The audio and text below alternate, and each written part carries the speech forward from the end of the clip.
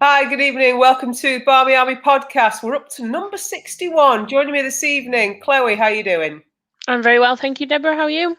Absolutely wonderful, thank you. Shane, how are you doing? As good as we can expect to be on a Wednesday evening. As good as we can expect to be on a Wednesday evening when the women's season has now ended. The fallout from last week's shock announcement has softened a little bit in some ways, or we've at least adjusted to it. And if nothing else, let's start thinking beyond. Let's start thinking about what comes next, because if nothing else, we can think about getting back into grounds. Also, there's the possibility of players moving on, new players coming in, lots of changing coming in. So, first of all, because we will. Oh, sorry, before we start, Sang has made an appearance. Now, Sang, I could say hola. I could verge into a version of Spanish only Natalie understands, but instead, I will just say thank you for joining us this evening. Yeah, I think that game was done in the first half hour. So all credit to you for getting to the final, but you wanted to laugh at us sometimes, so there you go. Right, done that one. Speaking of moving on from a result, the Leicester game. If ever there was a game that just screamed end of season, no one really was interested. That just seemed to have it all. Evening, Mark. Evening, John. Chloe, your thoughts on a really disappointing result and performance? Yeah, it's not the way we wanted to end for many reasons. Just the end of the season and then everything that, the announcements in the week. You thought they would come out with a bit of fight, a bit of spark to finish off with, which has been an up and down season. And that game actually was the story of our season. We hype it up and we think it's going to be great. I mean, no disregard to Leicester, we've had good records in the past, and that should have been a nice send off. Yeah, it didn't look like they even wanted to be there because they didn't show up, and maybe the announcement had something to do with it. I don't know, but at the end of the day, you're still there and you had a job to do. And we didn't do it. Simple as, we didn't do it. Yeah, I think I agree with so much of what you said. Good evening, Ian. Or some variation. I think Ian's decided to go continental on us as well. Sang said there that the girls had nothing left in that Leicester game, and then goes on to say they were emotionally drained. And actually, Mark comes in very much, I suppose, with what you're saying, Chloe. Started off okay, then went backwards. Certainly we're not second half FC in that one. John, yeah, you shouldn't have gone away. We're blaming you. It's all your fault now. Shane, I suppose it's easy in some ways to say the news had an impact on them. Casey's resignation and anything around that would have had an impact on the performance. Knowing how we've played at times this season, can we really say that was the reason? Not 100%, no. I mean, how many times have we sat here on Wednesdays, on Sundays after games, all through the week, and we've said, we either just weren't at it or we turned up for 10, 20 minutes and then fell off the wagon. We can't convert our chances.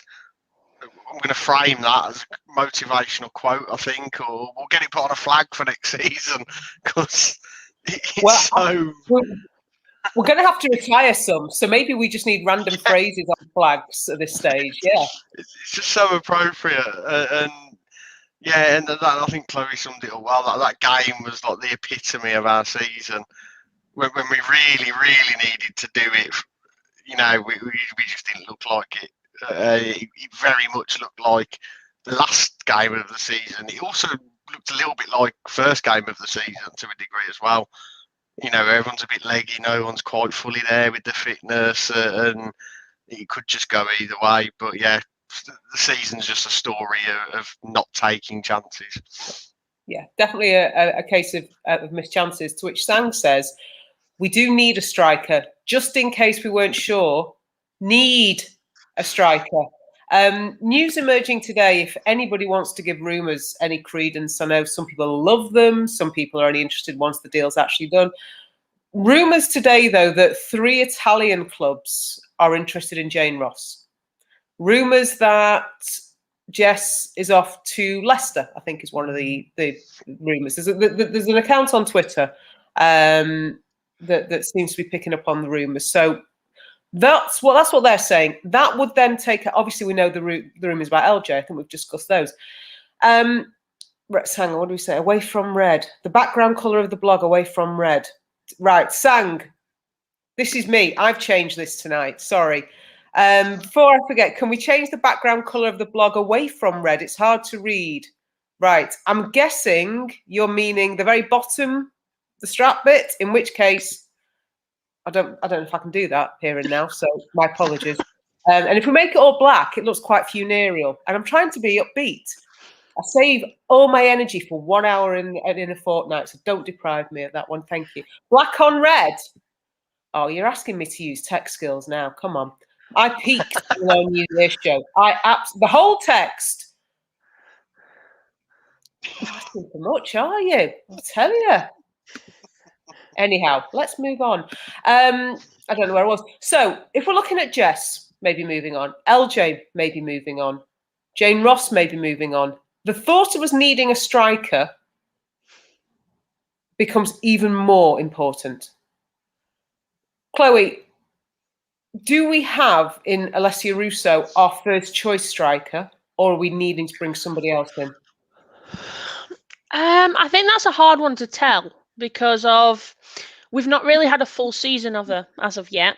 She got struck down with a long-term injury. Beforehand, she was firing all cylinders, and I looked and I got excited and thought, yeah, okay, we've found a natural goal scorer here that could start. But then it worries me, is the injuries, is that a common thing or is it just one-off thing? Either way, we still need to bring someone in, regardless, because we're lacking anyway, and I don't think you can ever have in where we want to be, as in a title winning team, you can never have too many good players. So absolutely. I think we need to bring in quite a few and give, and we've seen it with the men's with Shaw. They brought Tellers in to give him a bit of competition, and he's had a world-class season.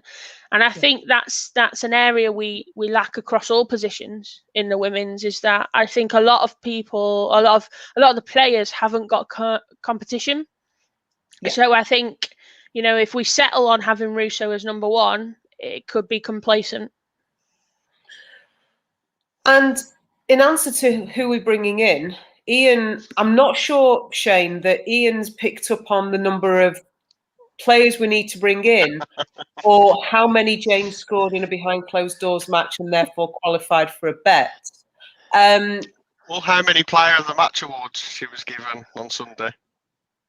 Now, in my football world, 3 is a hat trick. Mark says he loves the rumours. But if we're going to talk about moving players on, can we talk about how good Jane was on Sunday? And there's a sentence he never thought he'd say. Fiona goes on to say we need more than Russo, can't rely on one striker. But is she the primary striker? I guess depends on who might come in. John says 2 or 3 if it's true. Shane, strikers, bearing in mind that's been our weakness. That's really been the area that has blighted, I think, our season more than anything. Is it a case of throw everything? Here we go. Ian's quantified his thoughts. 3 strikers to come in if LJ and Jess leave. Okay. Fiona says we need strikers to suit different styles, more than just plan A. Great point. According to Sang, don't worry about your strikers yet. We need a replacement for Casey first before this week ends. We're running out of time. The clock's ticking. Shane, in terms of incomings, there's a sense that the outgoings are going to be announced first. That tends to be the way things are done. Certainly, that's the way United have done things. We get the list. We find out who's going. If there's any moves, then we get rid of some players. Thank you very much. Off you pop. Then we have this transition phase of, at this point, it will be new manager, new players. How many forwards are we looking at for you, Shane? 3 seems to be the magic number, doesn't it? We're saying about Aljo and Jess going. Yeah, we're saying about Aljo and Jess going. We've also got to account for the fact that Tobin and Kristen are also not going to be here. We started the season with an absolute abundance of attack, so much so that half the time we weren't intentionally leaving Aljo out of the discussion, but because she was still long-term injured, she wasn't getting into the discussion. So we've gone from this abundance of attacking option to now we need to stock it back up again. I think with Leslie, I think she's definitely got potential there, and there's longevity if she can keep fit and obviously not get injured. She played 5 games this season, so I can't sit here and say she's going to be first choice. She's going to be the spearhead of the attack when we still haven't really seen everything she can do. So with that in mind, if we assume that LJ and Jess are off as well, yes, we are going to need attackers, but be that central strikers or be that wide options, I don't know. I've always had this feeling where, you know, we're blessed with Leah on the left-hand side, but we haven't got a Leah equivalent who's right-footed. And that, for me, would be a big bonus to have. And the point that Chloe made, I think we'd all agree that we don't have strength and depth. We saw it so many times in the second half of the season. Our first 11, 1 to 11, fine, great. Got a real chance of competing. Beyond that, we're struggling. So I think we'd all say we need the quality and we need better strength in depth. And I suppose 3 years into this project, that seems to be the buzzword, there's a sense that we are moving more and more away from the championship squad that we had at the very beginning, to a point where perhaps 2-3 years down the line, we might only have a couple of those players left. So it's not such a surprise that we're still almost phasing some players out. Oh, here we go. Mr. Pedantic's back. Hat-trick, noun. 3 goals scored by 1 player in 1 game. In open bracket, no evidence of behind closed doors hat-trick, and a player of the match stitch-up also doesn't count. I would like you to give me the source for that, because unless it's Apple, I don't believe you. I also don't remember us specifying it had to be a hat-trick of goals. I think we just said hat-trick. I don't think we decided what kind of hat-trick. Could have been a hat-trick of performances, in which case, pay up. Mark asks, could you imagine us playing with a false number 9? That's one we'll come back to. Fiona has just announced that, Ian, your membership renewal has just come through. It's £30. So £10 for your plus membership and just £30. That'll do. Yep, thank you. There's a couple of messages that have scrolled up. One of our other beefs at times was the lack of adaptability within the team and within the squad. Fiona's touched on it, that we seem to have one way of playing. With some of these players moving on, new players coming in, are we looking at an opportunity to actually have more possibles? I'm going back to Mark's question of number 9 as well, and Fiona's point about only having plan A. Chloe, are we at a point where actually we've got to try and find the positives at this point and go, this might be the beginning of the next stage? With I know we're 3 seasons in. For me, it still feels like 2.5, but the next stage. Yeah, and you know, like with everything in life, one door closes, another one opens, and this, you know, this might be the kick up the backside that we need. Some of the girls need, and that we can find a new strategy as well, because you know, you can continue to do one thing for so long, people are going to click onto it, and I think that's what's happened this half of the season. You know, we play one way, and when things get tough, if we don't have that spark in that individual to maybe, you know, scrape that win for us, we look like invisible because we don't know what to do. We look like a bunch of Sunday League players. So I think it's a great opportunity to look forward and be excited to what's ahead.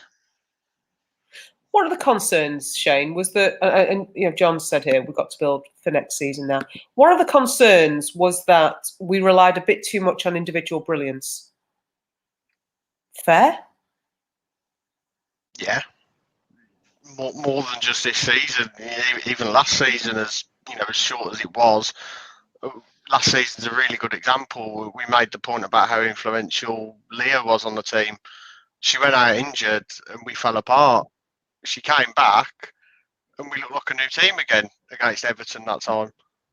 But, and this is a great example of what you're saying, came back against Everton, we go 3-0 up. What happens when she goes off the pitch? We concede twice. So actually, now Sang says here, all teams rely on individual brilliance. I think we've relied on it too much. That's my hunch. Sang, it's the next stage. Yeah, must be approached positively. Absolutely. Having said that, a new manager needs to be announced fast so players can feel stable. I think it's also that the fans need to feel stable. That's what came out a lot from last week for me. John Fry says, people talking about Casey already sorting the summer signings out, but what happens if new coach comes in and doesn't like the signings? That's a worry. Okay. I was in a position earlier in the week to have some information shared with me. And I think one of the things, I can't speak completely honestly, but the point there, which I think we'd all consider, is think more about players are brought in, and this is across all levels, men's and women's. Players are brought in for the ethos of the club, the way we play. Not so much because one person likes them. I know all managers have their favourites, but what I think is the intention, I believe, is that whoever the manager is, and this is what we always wanted. We always wanted the director of football that sorted out the players. The manager comes in and does the bit on the training ground. The director of football takes care of the players, supposedly who fit into the Manchester United mould. So what if the new manager doesn't like the players? If they've already been done, here's the other side of it, John, actually. If they've already been done, whenever those conversations are happening, they'll be told who they are. So if they don't like it, don't take the job. Actually, don't take me up on that one. So Sang's come back to me. With due respect, I love you all, but stable is a stretch. Oh, come on. Sang, let's not go back to the whole donkey and the sombrero story. Okay. Fiona, we rely on a very small number, though. For the men, you got Marcus, Bruno, Pogba, Mason. Yeah, this is a point. Our talent pool for the women feels to be diminishing, or it feels it has diminished. And we are losing two players that in Tobin and Kristen, we never really had the opportunity to keep them for more than a season. It was a pipe dream. And I think it was a pipe dream based largely for me on the fact that we'd never got to see them play. So them leaving isn't a shock. That was always the intention, 1-year deal. You look at the Americans. Shane, you and I had this conversation during the week that Sam Mewis is moving on. We were convinced she was staying for at least 2 years. In fact, I'm absolutely certain that they were giving us hell because, one of ours is staying. So that's a surprise. We've gone from being the biggest, the best league to, bye, everybody. So that was always intended. Ian, I see this upheaval as a chance to reset and progress. Yeah, we still have a good core. We just need to build on it. I trust Casey to have chosen players that fit in with the United ethos. Yep, okay. John, we need an experienced manager, not another Casey type like Carla Ward. Can't dig on Wardy here. Here's a fun exercise. What would your squad be with all the players leaving? See how light the team actually was. We will be in that position because we will have the outgoings first. So come back and have that conversation with us, unfortunately, Sam. Max, Laura Harvey for the new manager. Her name came up on the watch-along, I think, actually. I think she'd be a breath of fresh air and a good fit. Somebody suggested where she is. One of our Americans, either who join the watch-alongs, Karen or Marty, said something along those lines. Our squad's going to be awful with loads of players leaving, or or out of contract. Fiona, this is why the director of football is essential. Yeah, absolutely. Obviously, at a time like this, Chloe, there's going to be a load of questions about the direction of the team. There's going to be a lot of questions about the intentions. This also taps in a little bit to what's going on with the men's team at the moment, and perhaps also the issues surrounding the club that perhaps have been focused largely on the men's team. Do you think after this last week, the women's team is starting, or at least fans of the women's team are starting to see what the issue is with the ownership potentially, and actually we're feeling more of a kinship with the men's side of things? I think it's definitely highlighted it. For many of us, I think we knew there was few issues, but I don't think we realised how deep rooted they were, because there was still that little bit of divide between the men and the women. And I think it's highlighted, and I think it's, in a way, it seems to have brought both the men's and the women's fans closer together, and in the link that we can see that actually, there's big issues that are deep rooted for both. And with an eye on that, Shane, I know committee-wise we've had a lot of involvement with Must, and actually we recommend to anybody, there's different levels of membership with Must, but if anybody does want to get involved with them, just become a member. They're more than happy, the Manchester United Supporters Trust, more than happy to take extras on. We were talking to the guys yesterday, they've had a massive increase in membership, as you can imagine, but we felt something along those lines, haven't we, the last week or so, that there's a shift. We're being almost dragged in a little bit to the conversations around the men's team, which are effectively around the club, but now the women's team is being seen as part of that. So that all red, all equal, yeah, we're being dragged into it almost. Good question, actually. Go on, I'll give you that one, Shane. Some players are loyal to KC too. How will they take the new manager coming in? Shane, do you expect players to question whether they should stay or not if there's a new manager? No, and the simple reason is, well, yeah, that's a tricky one. Some players might well have only joined because Casey was the manager, which in some sense great, because your manager had pull. So, they were able to attract players, but also on the flip side of that, if the only reason you're joining a club is because of who's running it or who's picking the team, then how well invested are you as a player being part of that team? So I think if you're worried about a new manager coming in just because of who they are, then, and I'm not trying to pin anything on players here, obviously, but I'd want to see your commitment to the team rather than to an individual person. You need to show that manager that's coming in why you should be playing, why you should be starting each week. If you don't want to be there just because your old mate's gone, and I say that very loosely, that Casey was a mate, but if that's your only reason for being there, then maybe you don't belong there. And that might sound a really harsh thing to say, but I think it's true. I think it's valid, because on a personal level, and I was thinking about this in terms of people's work experience, and footballers, sports people, seem to be the only people who almost have a reason to debate moving because their manager changes. I've had, at work, I've had a change of boss in the last 12 months. I didn't think, oh, I don't like him, I've got to move on. And yet in football, in sport, there is this sense of, it was player power, I think. I think it's player power, and it's that element of you've got to keep the dressing room happy. So there's your first issue. Whereas in most work environments, and John says it here, it's not professional to say, I'm off because I don't like the manager. In most work environments, you stick it out and you work at it because that's the professional response. For some reason, sport is completely different.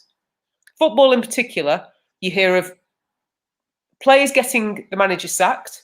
You hear of managers losing the dressing rooms. These aren't phrases and these aren't comments you get in the normal work environment, but player power is a big thing. Fiona says, a new manager is a new opportunity to learn. Absolutely. Casey looks after the person as well as the player, and not all do that. But I think the club would look for that. That's actually, for me, the biggest element that I think we might miss. Casey's person management. Because I think, let's face this, it's an emotional time for us because and people have taken emotions at all levels. We've never had a Man United women's team without Casey. So there is that connection. And now this is the first time that's been separated. But that's the reality of it. Having said that, there will always be those things where we go, actually, I think we could have done that better, or maybe that could. And Casey probably say the same herself. But we've now got an opportunity to get somebody in, somebody with fresh ideas, to see the players in a different light as well. But that person management seems to be the one thing we constantly hear about Casey and what the other players say about her. But with a nod to recruitment, before the game on Sunday, I'm not going to call her on a battle. Onabadia was awarded Player of the Year. And we've got the Barmy Army polls going on at the moment. I think they're on for another couple of weeks if they've been dated through correctly. Were you surprised, Chloe? Did you expect it? Did you think maybe somebody else was going to get the prize? Not really. I spent a couple of days thinking about it, and there's because the season's been so up and down with our performances. There's no one that you could, no front runner that you could think actually they've been consistent, outstanding, game after game all season. Apart from Honor, she probably is the only one you'd look to and think, it's not been over the top at, but it's been consistent. Whereas I think that's what we've lacked a lot from certain players this season is the consistency of the performances, and she's one that hasn't. So no, I don't think it's a shock. I think it's the right decision. And I think all credit to her. She's relatively young. She didn't speak the language when she first came, and who knew anything? Nat will tell you obviously that she knew everything about her. She'd done research on her. And actually, maybe she knew something that the rest of us didn't, because I think Honor's been an absolute revelation. But Sang says, more than that, we must hold on to Jackie. In many ways, Shane, was Player of the Year more a case of who stayed fit for 12 months? Or not 12 months, for the season? Probably played a part in it. You can't be under any illusion that Leah would likely to be on there had she been fit for the whole season. Tobin as well. Tobin took the whole thing by the scruff of the neck. Even really early on in the season, was winning us games almost at solo. So you have to think on that trend, they would have been at least on the shortlist for consideration. I don't disagree with Honor being the choice. I think if I was being really picky, I'd have liked to have at least seen it go to a fans vote, even if it was from a 3-player shortlist like it was in the first season, where staff and players had obviously picked the shortlist for the fans to vote on. But I think it would have been the same conclusion anyway, so maybe they just skipped the middleman. Who would your 3 have been? I'll give you a second to think about that while I get a couple of comments from Sang. Yeah, just keep you on your toes. Sang says he agrees with you. Leah probably would have won it after the injury. Honor's been great for us. Okay, so as in past years, we get a choice, 3 players. Who would you have expected, Shane? Definitely Honor and definitely Jackie.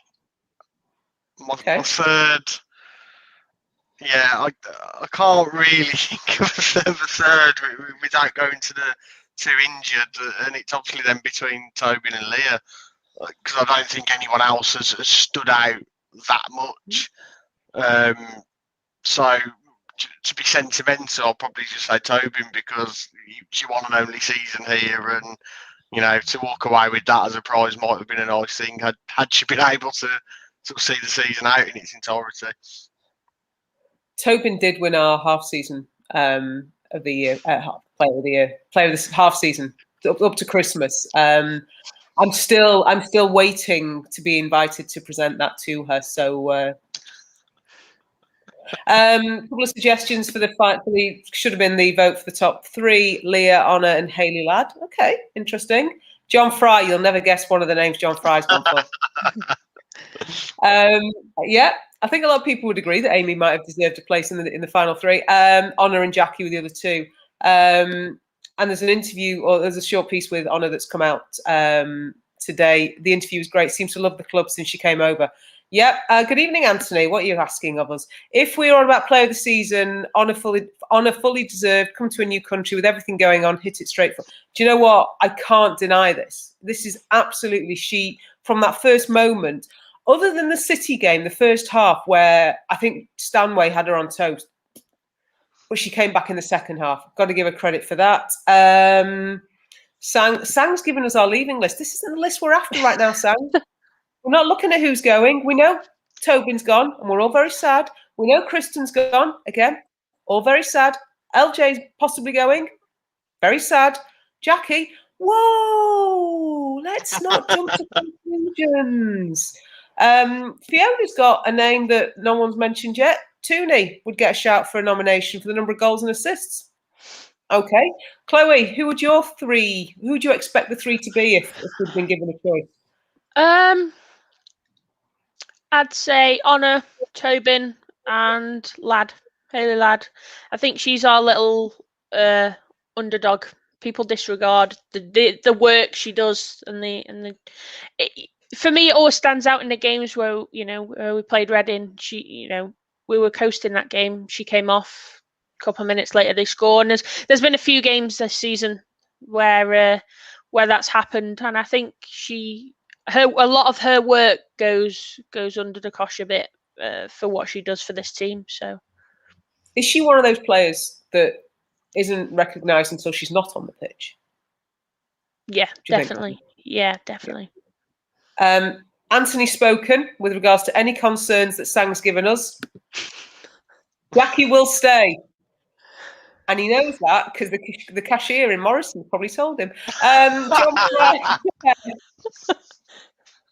Tooney was his number 4. Yeah, okay. Jockey asked a question: would Casey have had a say in the new manager? That I'm not sure about, and that I wouldn't expect. Players are one thing. I don't think a manager's another. Then again, who knows? Who knows at all? Yeah, Sang's saying get on the thumbs up, get on the likes. Thank you. Fiona. Ooh. Sang, are you just jealous that Jackie's played more games for us than you? Yeah. The only thing is, I have to ask the question: did Jackie score for Chelsea? I think she did, didn't she? Yeah. Was it against City? Oh, please tell me it was. I think, right. I'm not sure. I think it might have been against City. She did score. Come on, go. It's not the cashier. He's got Jackie on speed dial as part of the Morrison's crew. Because, if I'm not mistaken, I think Jackie actually has a summer job working in the cafe. Just a rumour I heard. So maybe, yeah, it's all those fruit waffles she'll be making, Shane. I was just going to say, director of fruit waffles. Yes. Oh, here we go. Sang, thank you for that. I love it when we can just throw this out and someone comes back. Against Bristol and against London Bees. Okay, so not against City, because as far as I'm concerned, I want to give her that goal anyway. She did score a penalty against them in a shootout for us. And my theory is, somebody said, I think it was Ian up here. Let me see if I can get this quote. Oh, it's scrolled off my screen. There we go. Jackie still has a year on her contract. Even Casey said she would be a United player next season. Yeah, but at that point, Casey was our manager. But yeah, I get that point. Just saying. Yeah, so for Jackie to move on would require a deal. That's the only thing I can say. It would require there to be money that changes hands, and not sure that's happening. Stacey, hello, good to have you with us. According to the referee, Jackie's penalty was a fine penalty. You know what she's waiting for? She's waiting for us all to be in the ground. It's happening. And you know it's going to come off 5 different body parts and she won't know a thing about it, but we're going to celebrate that like crazy. Neil, before Rooster got injured, we were flying. She'd be in your top 3. Absolutely. But as Shane says, only 5 appearances, which I find staggering. There was, I'm not doing this to show off. I'm just sharing that there was a big screen up at Old Trafford last night. And before the game started, there were various things on this screen. And one of them was a highlights package of the women's season. And it showed Leicester's goal against Brighton. And I turned to Mark and I went, that is still one of my favourite goals this season. It's a great, great goal this season, last season. Yeah, absolutely. Sang, with regards to Jackie, when she was with us, she was young. Now she's with you. She's close to the finished product. Of course she is. Of course she is. She couldn't get what she needed at Chelsea. She we've advanced her. We've developed her. I mean, we LJ, just the full deal if they're going to get her from. Anyway, Jackie scored a few for Frankfurt. Yep, she was young when she was at Chelsea, definitely. Ian, is Jackie's goal still coming off her backside? Probably, with her eyes closed as well, I think. John Fry, next season she'll score her first goal with fans in.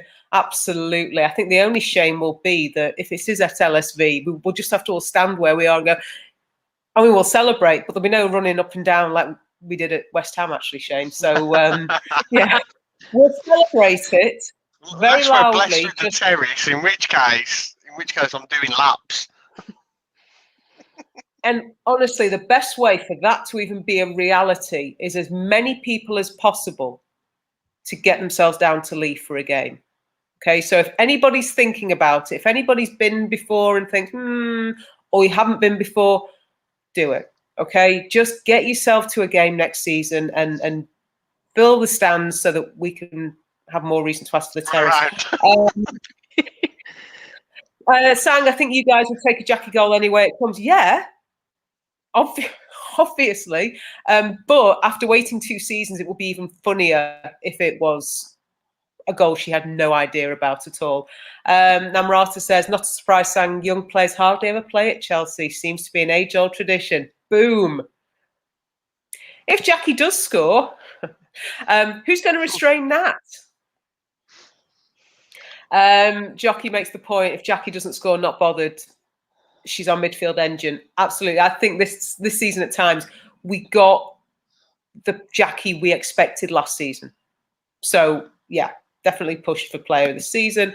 Stacey asked the question. I think we need a big name manager to come in. Would you guys prefer a manager from the men's game or one that's come through the women's game? We'll come back. John says he's working on coming to LSV for a game. Get it done. And Fiona says for Jackie, assists equal goals.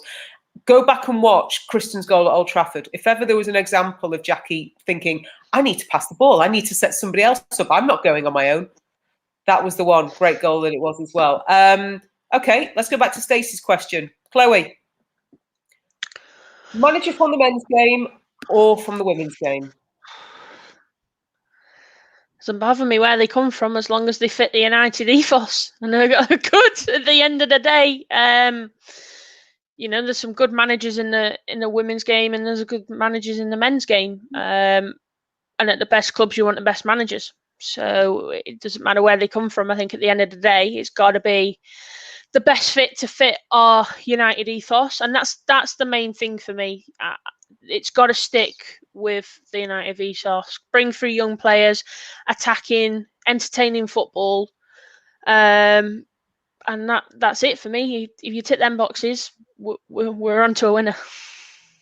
Okay, so you're open to as long in terms of where their background is.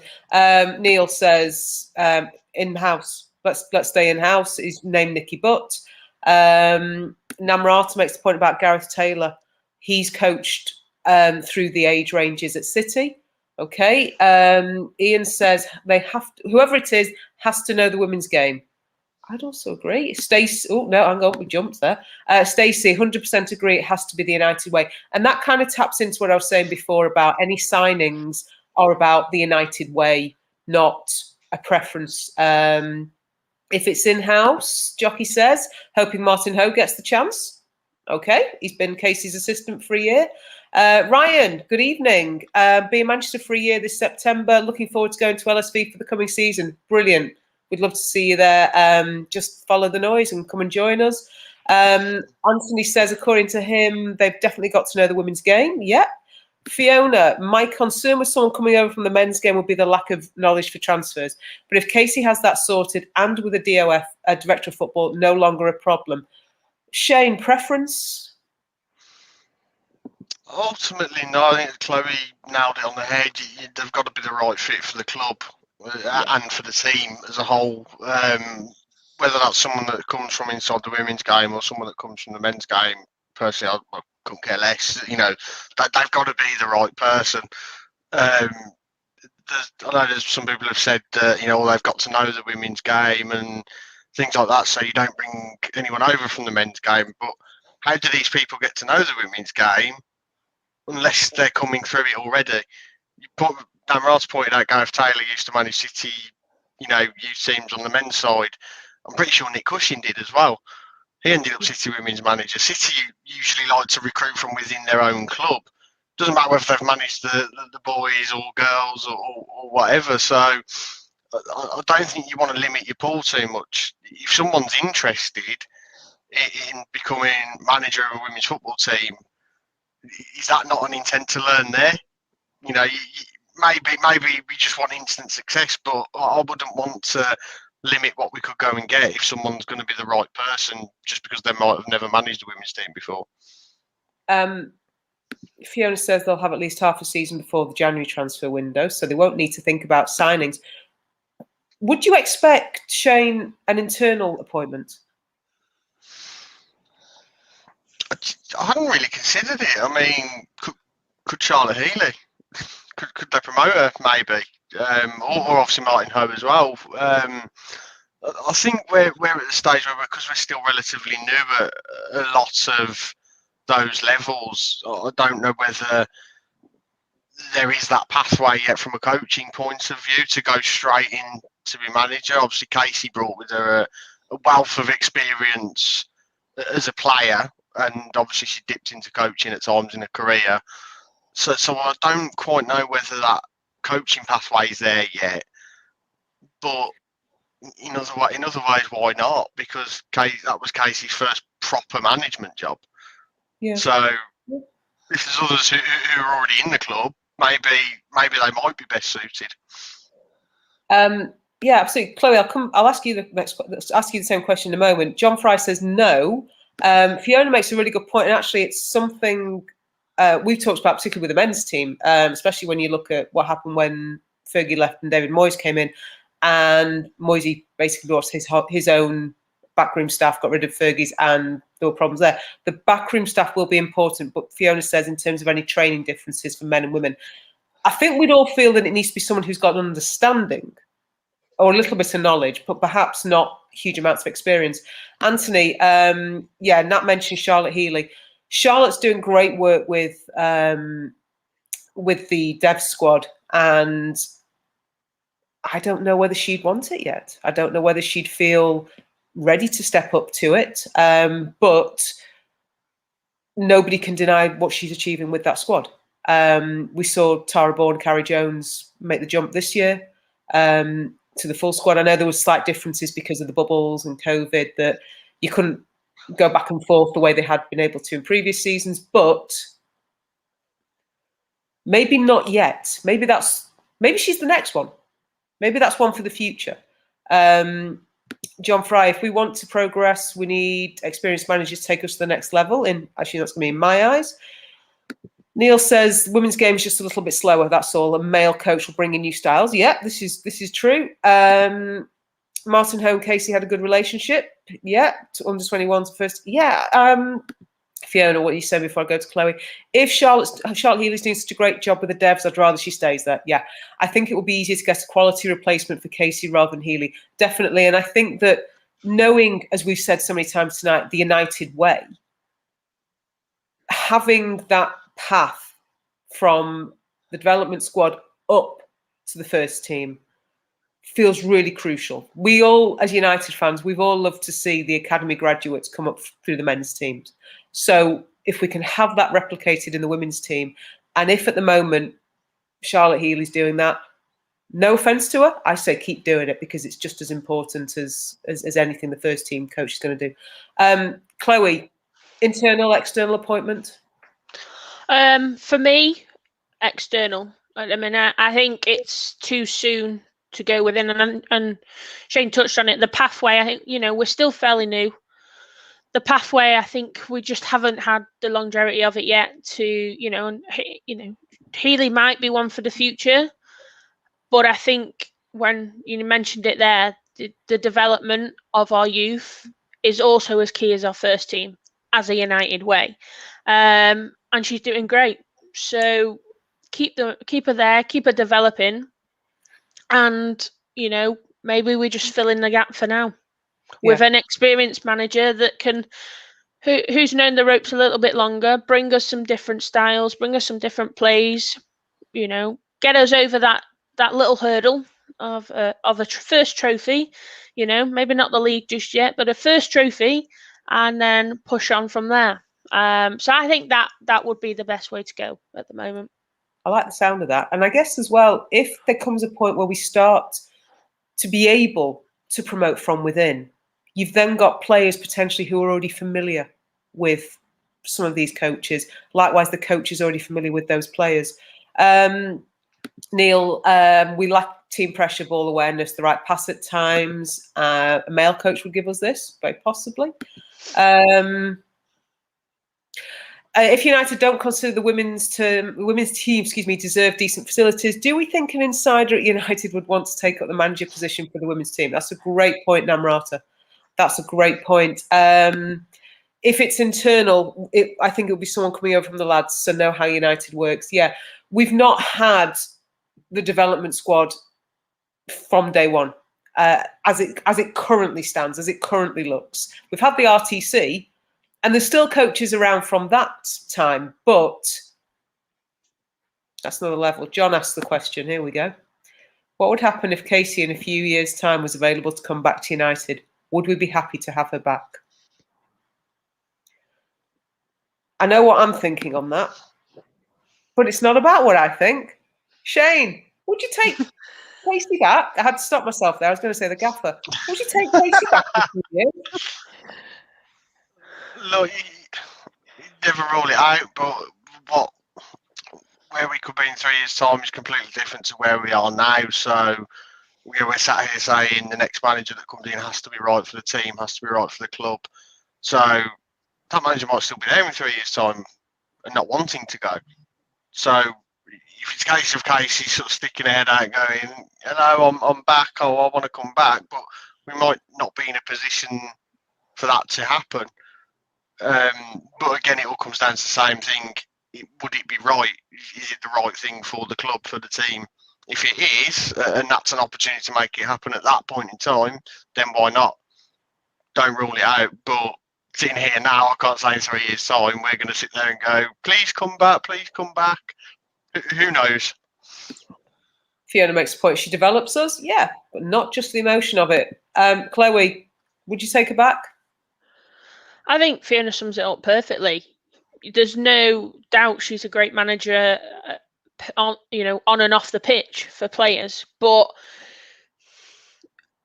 we need that extra spark now. There's something different we need bringing in, and if she comes back and develops her coaching style and that can improve us and things aren't going well, then yeah. But we all know, United women with Casey at the minute, and I think emotions on it is very high, and anyone would jump at the chance to have her back. But I think if we look, as harsh as it is, and we look around at some of the results and the performances and team selection this season, can she progress us any more than she has done? As harsh as that sounds, if we take the emotion side of it out, that's what we need to look at. And that for me is crucial, because in 3 years' time, who's to say that we will both have developed at the same rate? Who's to say that in 3 years' time, and I'm picking 3 as just any old number, Who's to say that in 3 years' time, Casey's managerial career would have taken the next step on? Who's to say that in 3 years' time, we're not attracting people that actually are in a different league? Bear with me. I'm not saying it's going to happen. I'm just saying what happens. The concept of us both progressing over the next 3 years at the same rate, it's doubtful to me. But let's face it, Casey will always have a place in our hearts. Namrata says again, if the club consider the women's team less important than the under-15s, would an academy coach consider it to step down as well? Okay. Fiona, Casey's not burned any bridges with the fans, maybe with the board though. Okay. Jockey says the signings this season are going to be crucial. On what path does the club want women's team to go? And then another comment about signings: are we going to recruit players to take us to the next level, or are you worried we will go a step back, guys? Again, this taps into what we've always said, and what we said about these are Casey's deals, and I can't wait in a way for one of these players to annoy some of the fans and everybody shout at the new manager, when all I want to say is, it's not their choice. This was Casey's. Shh, can't say anything bad about her. Namrata, Casey always wanted the crawl, walk, run path. New manager might just want us to run. I think this season we abandoned that. I think the crawl, walk, run ethos went when Tobin and Kristen came in. And Casey admitted we were yeah. Crawl, walk, run, ultra marathon. Yes. Oh, right, I've missed a few messages on here. But in terms of the signings, the direction is going to be massive. And I think that actually, as much as we want to see players come in that are quality, I think as fans, ultimately, we want to see players perhaps leave that we think aren't the quality. That, for me, is as big a statement. But if you're getting rid of a player, you've got to bring somebody better in. But I think everybody's focusing a lot, and understandably so, on the incomings. I think there's a lot we're going to find out about the outgoings. But Casey said it. She admitted it herself. My call, incomings, outgoings, everything's Casey's. Any new manager has no say in anything until January, more than likely at this stage, if everything's finalised. And I know some of you are going to go, yeah, but that's not the case. Okay. Sometimes biting my tongue really hurts me. Casey's hinted experience. Why think couple players and what? Okay. Yeah, okay. January. Did you say January, Sang? Yes. When the next window opens after this summer one. Yes. Anthony, we can't let Siggy leave and replace him with someone like Flint. I think we know a couple of Leicester fans that might not be too happy with that comment. Can we make that the thumbnail for tonight's show? And then just send it to everybody. Do you know what? I think you're right, Anthony, because that's the point about if somebody's going and it's a fan favourite, perhaps. I was just seeing the next question. If somebody's going, who are they being replaced with? That, to me, shows more intent. Great question, Ryan. Will the new manager sit on the drinks cooler? Or will they have a normal seat? I think there was some power in that whole thing. Namrata, we've got to send the screenshot to Gareth and Matt. Jockey thought she played well against us. Yes, but I think often the question is, can players go further? Can players advance? And do we have, and this is a whole nother pod, this is a whole nother show. Have we got players who've reached their limit with us? This is as far as they can go. Chloe, rough number. I'm not asking you for names. Rough number of players who've reached their limit with us, do you think? 6 or 7. Being polite. Okay. Right to it, isn't it? Being polite. Any sign of improvements on who is going out? And Tash Flint isn't. Yeah, agree. But that point for you, Chloe, anybody going out? Shane, how many? How many do you think have hit their ceiling with us? I'm trying to think without giving names away. But well, I'll give you a moment. There are three that instantly sort of hit me. You know, there's three instant ones that if you ask that question, I'd go, yes, absolutely, they're gone. There's others that I would probably have to look and just go, you know, I'll be a bit on the fence with a few still, but if they're the same ones as what Chloe's probably definitely thinking of, then I'll probably agree. I think another key thing for me as well is, does anybody now start to come up from the devs? Because we haven't had that sort of permanent graduation or promotion up from. We've seen in bits, you know, a couple of players here and there one season, another 2 or 3 the next season. So it's, you know, there's, as well as getting people in with experience, how do those players then start pushing into the first team on a more regular basis? And of course, the devs have had their season decimated this year, so that's probably put their progress back a bit. Just to give you an indication, asking you numbers, Sang gives us a sort of an average from what people are saying, about a 6. Ian agrees, 6. Not Namrata. Oh no, we know Namrata.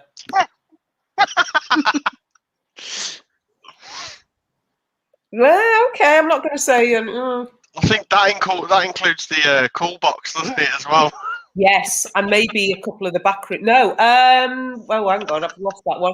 Some of the back. No, some of the players have reached their limit. 5 or 6 for John. Anthony says 8. Okay. Sang says he would name them, but I like being allowed to be on this pod. Oh, come on, Sang, we love having you on. Thank you. Fiona says here, some of them will be fine squad players, but not a starting 11. Yeah, absolutely. Going back to your comment about devs, Maria Edwards will be back from loan. She won the Young Player of the Year over at Blackburn. What is this? If new player doesn't trust the backup keepers, we definitely need new keepers back up. Anthony, some would say we need a new keeper, full stop. But yeah, absolutely. Shane does Namrata's with physios and the doctors. And maybe we need an ankle specialist and a knee specialist, particularly. And we need a boot manufacturer and a groundsman and someone to look after undersoil heating. Sang, Maria Edwards is a prospect. Yes, she is. And up until last night, Maria Edwards scored the last goal I'd seen live at a game. Okay, so yeah, I've got a soft spot for Maria Edwards. I'll say that. I'd like to see her make the move next year. Definitely. On Shane's point about the devs, will we see the same sort of record in the future? Oh, yes. The same sort of record in the future that our match day squad, our men's squad, I assume you're saying there, Ian, have always had a graduate in the academy. Yeah, absolutely. Fiona wants a set piece coach. Can we have one for attacking and defending as well? Because I think the pair of them need working on. Sang's telling us now, we need a keeper, 2 defenders, 2 midfielders and a striker. Bare minimum. And a manager. Okay, John Fry thinks we just need a defensive coach as well. Yeah. Do you know what?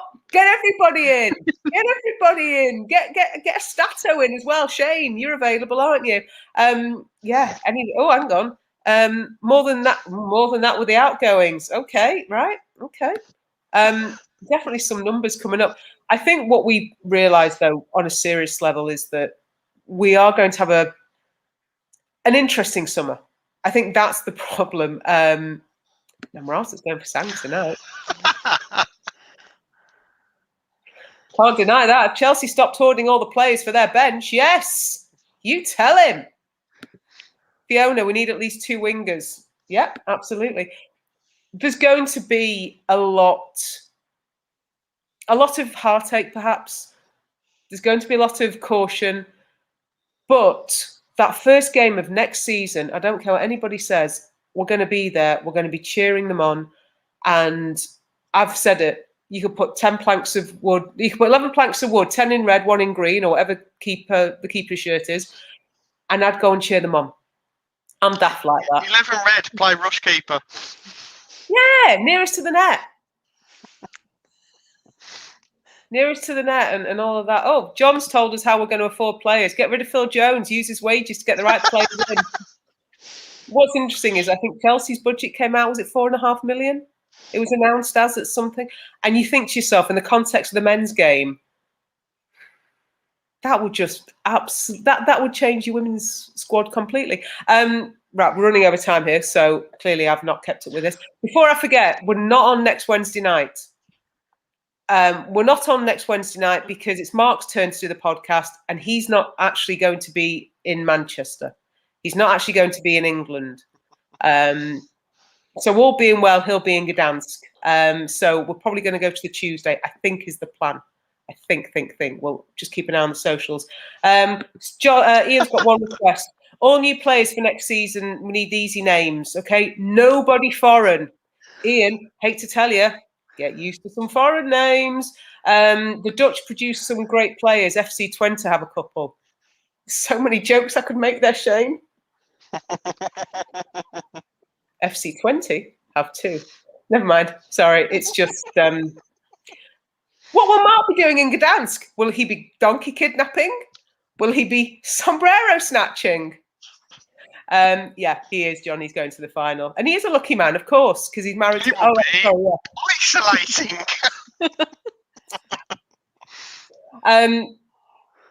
Again, comments have gone crazy. Sorry, Mark.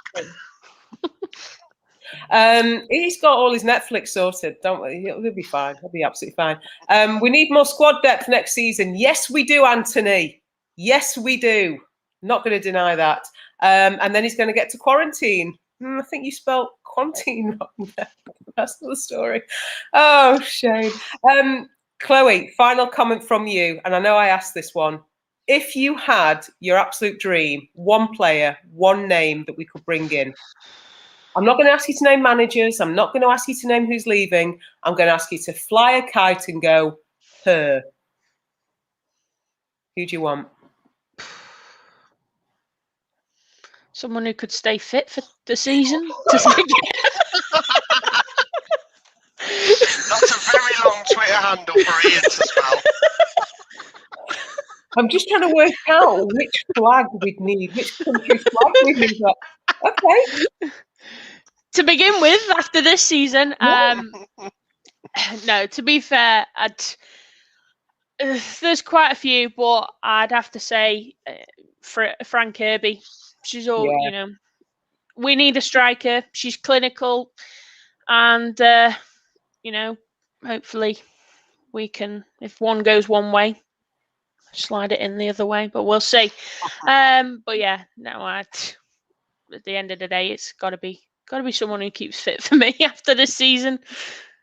Sang has a suspicion we may be loaned a striker from Chelsea. Oh, how magnanimous! How generous. Won't do us any favours, thanks. Astrid makes a point that there's no surprised there's no scouting of the players in the US college system. There's plenty of dual nationals. Good point. After Alessia Russo, you'd have thought maybe we looked there again. Apparently, it's going to be a really good one that we get from Chelsea. John wants my choice back. Will they come with their seat on the bench, or? Yeah, and an ankle boot. John wants Tobin back. Yeah, definitely. Mark wants his sister to join us because then he can get the shirt. And yeah, Ian absolutely had a great game. Always impressed me when I've seen her play. I saw her play on Sunday night in the Champions League final. Had a great game. Who did she beat? Sang. Oh no, Sang's not got a comment there. Namrata won Beth England and Jessie Fleming. Yeah, go on. Let's start holding their players. Loan move for Beth England. Yeah, absolutely. Fiona says we don't want Sam Kerr. Shane. Oh no, what's that? Not Sam Kerr. No, I think Nat did at one point, didn't she? Shane, fly a kite. Who's your dream player? Mark probably stole the first one I'd have gone for. I need to flip a coin in my head over which one I'd go for. My second one would be Mappy Leon, also of Barcelona, who lifted Champions League trophies quite recently. But Barcelona won the Champions League. Yeah. Yeah. Okay. Do you know what? I've got to give Sam credit. You might be hurt, but yeah, those three trophies. There's the mic drop. Oh, Mark's throwing another name. That was the other side of the coin I was going with. I think that's a move to a different club in England, unfortunately. Barca ran riot, apparently.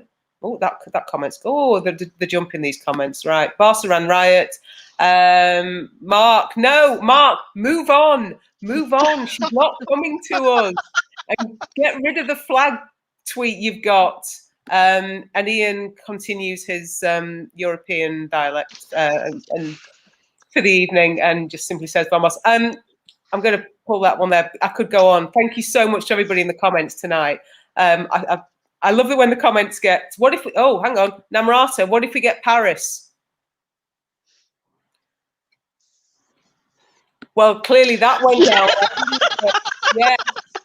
Yes, she's got some making up to do with me, I'll tell you, because she ignored me in Nice when I went for a picture with Abby Mack. So, yeah, not happy with Nikita Paris. Oh, here we go. Men and women, all red, all equal. Duggan and Trippier.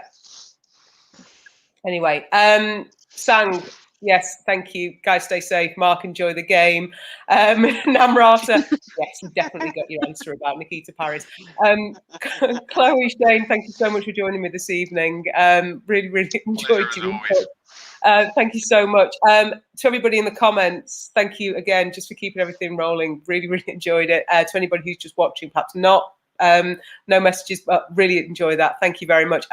Next week, Tuesday, I think Jake's joining, Mark. I'm not quite sure yet. He's got to go and pack a bag, and that could take him a few days. So don't know where that's going to go. But in the meantime, as ever, everybody look after yourselves, keep well, and we'll do it all again sometime. Take care. Good night.